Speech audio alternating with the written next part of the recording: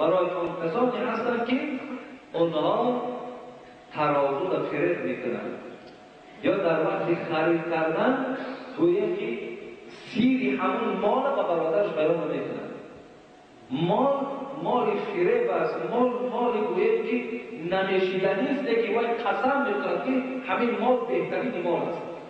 همین یک انسان فریبکار وای جای او است. رسول اکرم صلی الله علیه و سلم که بازار در آمدن نگاه کردن خیمه فروش بالا در بسیار خیمه‌های خوب ماندن تو ترک همه خراب است. حبیب خدا آمدن در حال با دستش میداد همه وای عرقش کردن گفتن که این طرز فروش گفتن اون طرز تو کردی این خیانت است و این فریب است. ولی روز شما میبینید کارتوشکا و پمیدور و چیزی باشد بالاش زیبا میکنن تاش خراب است. ما شما میبینیم عاشق نشه میگیریم همگی پایانش خراب است. این سودای فریب است. این ما شما گناهکار میشه. خب حقی روزه آن روزداران که روز دراز حوزه‌های بیرون مثل بیلیارد و نرد و همین قسمت روزشون میگذارن. خب حتی این نمازهای جریان میتونستن نماز قضا میکنن موضوع آورده نیست. همین نمی‌آوردی میشه. هم نمی‌آوردی. ولی انشاءالله وقت میشه. پیشتر میگیرن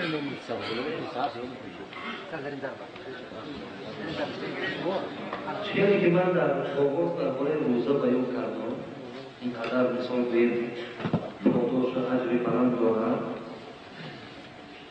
در دیگر حدیث ها میاد که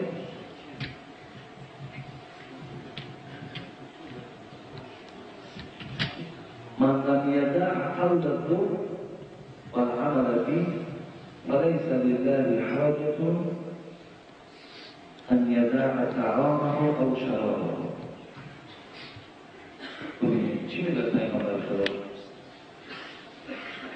کدام روزداری که اگر در حالت روزداری خود سخن دروغ ترک نمی‌کند، روزدار دروغ میگوید، روزدار است نمازش نمی‌خواند، روزدار است بی حیا است، روزدار است زبان فحش دارد. گفتم این برادرین همه چیز در این داخل میشود. خب این گونه روزدار پیغمبر خدا چی گفتن؟ خداوند حاجت ندارد بر تو این که خواه میخوری خواه می‌نوشی. یعنی خداوند در این روزه تو دیگر حاجت ندارد. مقصد از یک از حکمت‌های روزه همین است که انسان باید در یک ماه زبان خودش دست و پای خودش باید که از تمام نماد آزار و بدبختی‌ها بگذارد تا که این برای او تأثیر نباشد.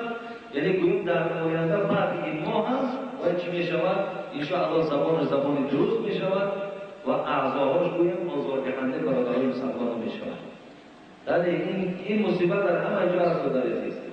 امروز روزداران را میبینیم گوییم که روزدار است که مربازی میکند، خب روزدار است غیبت میکند، روزدار است دشنا میکند، روزدار است یک برادرش فریب میدهد، روزدار است که همه آن بدبختی‌هایی را که در غیر روزه هم میکرد در روزه هم که میکند پس معنای را دارد که از ثواب روزه چیزی باقی نمیماند برادر عزیز.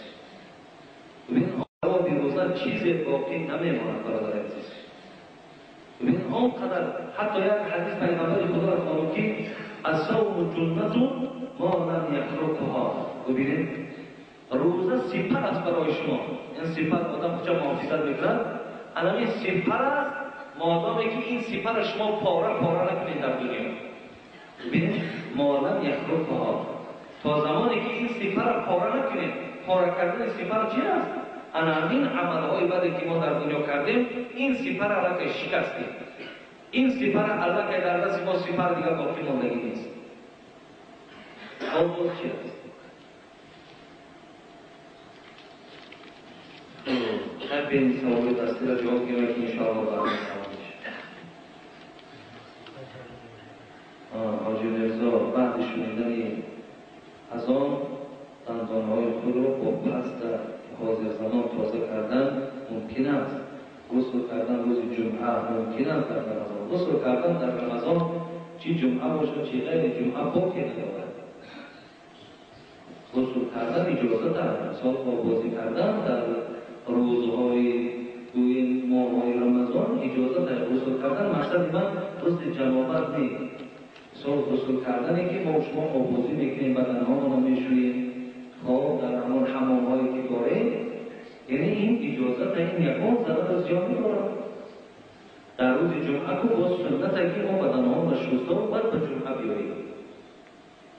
خب و شستن دندان‌های پست بعد از آن شنیدن مقصد صبح بنامد مطلوب است. مثلا دندان‌ها را شستنش هم در کتاب الفقه المعاصر یوسف خرزاوی هم این از قول ابو حنیفه را قبول کرده است. این حضرت امام ابو حنیفه که مکروه گفته که دهان مثال شستن شد، مثال با مسواک یا که با زبنای پسته، به خاطر که حبیب خدا میگه که لخلوه فم صائم اطیب عند الله من ریح المیس، یعنی بوی دهان روزدار الله میگه به سوی من محبوبتر است از بوی مشک دیدن. اما شما میگن که این بوی مشک که از دهانتون دور میکنه و این خاطر این عمل مکروه است. و این داده یعنی تا صبح شما اگر دنداناتون شویید و قسم بعد شام اگر باز دنداناتون شویید این بهتر است. در دام روزه استفاده نبرید.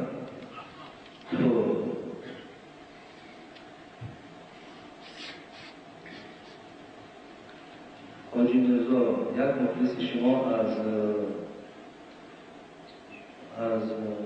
دهه سرخ در سین 26 سالگی از دنیا گذشت. از شما خواهش میکنم دعا دارید والدین ببرید. خدای مهربانی برادری عزیز در بخشش شاد و قبلش خدای مهربان بگرداند. سلام علیکم حاجی مرزا. اعتماد درباره شخصانی که راه را تنگ کرده دیوار پل را میسازند یا در راه تنگ درخت میشینند سخن گویید. از همه در قدر آدم میبینیم که درختی که مثال در راه خلال دارد ضرر دارد میکنیم پرتوشی چی گفته نمیشه. همین درختی که پیش راه شما را بگیرد، درختی که راه ماشین شما را بگیرد، یا مشکلات برای شما ایجاد کند، آخه وای ضرور است و که مشکلات ما ضرور است. آدم ضرور است، کاری آدم ضرور است. و شیعه هم پیش راه ما را گرفت، بدیمش ما گناهکار نمیشیم. ما بریدیم درخت به خاطر سبب دارد، به خاطر آزار مردم میشود. راههای تنگ و این جای درخشنامی نیست، این چیزی مهم نیست. شما خود مصلحت کنید. خیلی همه شما را خداوند در حفظ امانش نگه دارد. خداوند همه مکافات‌های این شب را در نامه اعمال شما کتابت کند.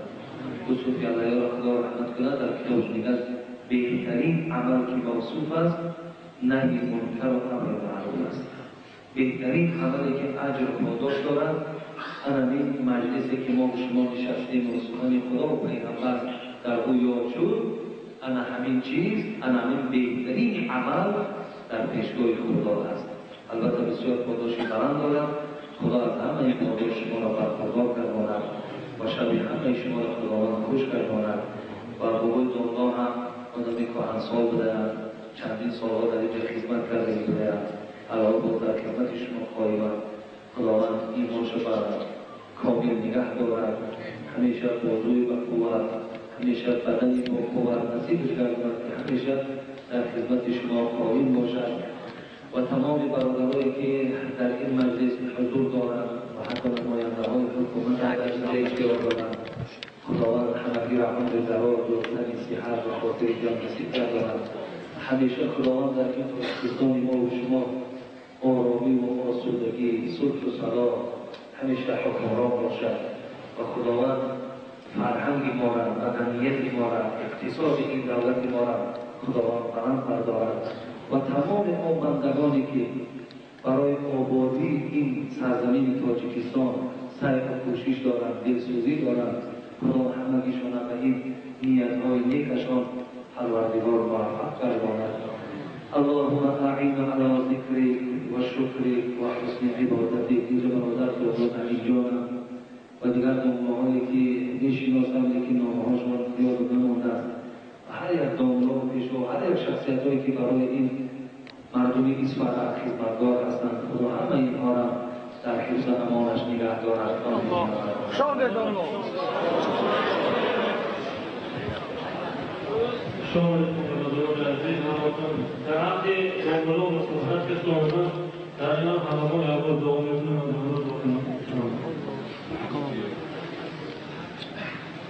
امید پروردگارا و همه معاملات دین اسلامی که از روی دینداری دین کامل که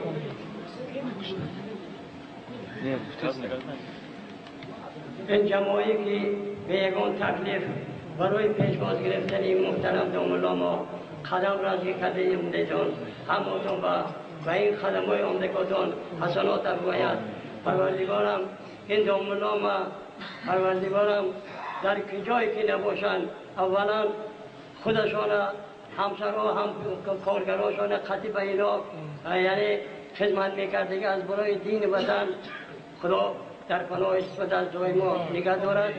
پروردگارم علمایی که برای دین و ملت خلق ما خدمت کرده که همشون قطار این دامالله پروردگارم این دنیای آخرتشان آباد گرداند. این جماعی که برای زیارت این دامالله همچون محبتی یعنی از روی اسلامی آمده یعنی پیشواز گرفته سخنهای شیرین اینا یک گوش کردیم و شروع بدین همه من شما عمل کننده البته یعنی موفق دارد. دیگرش از نام خودم از نام جماعه ما از جمله مهربانایی که به این مجلس حضور دارند درود سلام برادرایی که این دامالله در همون شهرهای من کولاب مسجدان در عبادت میکنند سلام ما رسولم گرچه دور باشیم محبت از روی دیندار ما پیوسته کند هم باید راهی یکگانه اسلامی به پروردگارم تا آخر عمرای پیوسته کرده. این سخنهایی که دامالله گفتن همه ما مسئولیت رساندن به خاندان ما و عمل کردن نصیب ما گرداند. دیگرش من دیهی موبا از طریق برادرها سرکارا یعنی رحیم جان جنازه خانه مکتب برای آموزانی آموختنی بچه های من شما مکتب های بشامت من این مسجدی که از طرف برادر من کمر خدمت داشته بیرون کنه من حضور داریم از طریق دامالله و اکبارتماس میکنیم که این برادرهایی که یعنی کمر خدمت داشته از روی خدا خانه های و کلام کیفیت روی خدا است یک دعای خیر کنم. این جوان های ما که من حضور دارند برای محبت برای دامالله پیشکش بودن آمدنشان این هایم پروردگارم کمال برساند. آن برادرایی که علم خوانده استادیان تعلیم علم اند قاری ها پروردگارم این هایم پروردگارم همچنان دامالله پروردگارم یعنی خادم شریعت کمال برساند. فقط خدمت کردن برای دین اسلام هماشان به پروردگارم خودش یار مددگار شود. آمدگاهتان و هماتان به پروردگارم حسناتتان فرماید چی با کدام کیفیت آمده باشد مرادش خودش حاصل گرداند. ربنا آتینا فی الدنیا حسنة و فی الآخرة حسنة و قنا عذاب النار. وصلی الله تعالی و سلم علی خیر خلق محمد و آله و اصحابه اجمعین برحمتک یا ارحم الراحمین.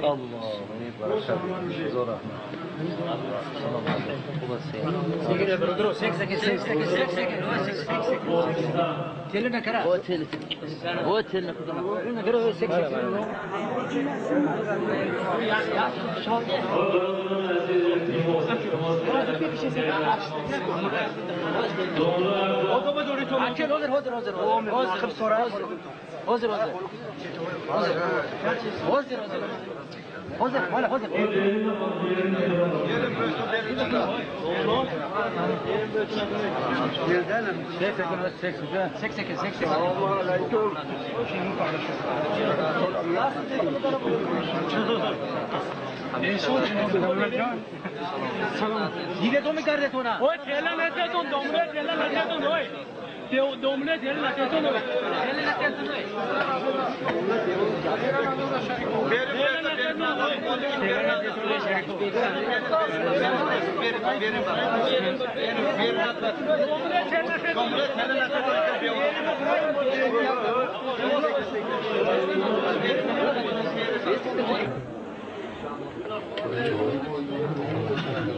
Thank you.